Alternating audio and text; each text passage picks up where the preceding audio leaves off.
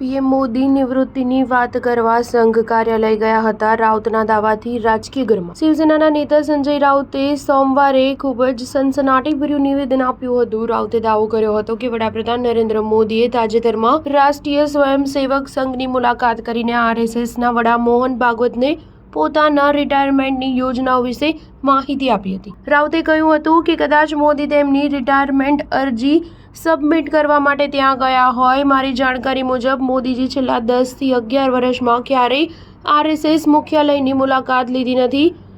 આ વખતે તે મોહન ભાગવતને કહેવા ગયા હતા કે તે જઈ રહ્યા છે. રાઉતના દાવાથી રાજકીય ગરમાવો જોવા મળી રહ્યો છે. રાજ્યસભા સંસદ રાઉતે દાવો કર્યો હતો કે દેશના આગામી વડાપ્રધાનની ચૂંટણીની આરએસએસ કરશે. રાઉતે કહ્યું હતું કે આરએસએસ રાષ્ટ્રીય કક્ષાએ નેતૃત્વમાં પરિવર્તન લાવે છે. સંઘ જ હવે આગામી વડાપ્રધાનની ચૂંટણી કરશે અને જે મહારાષ્ટ્રથી થશે.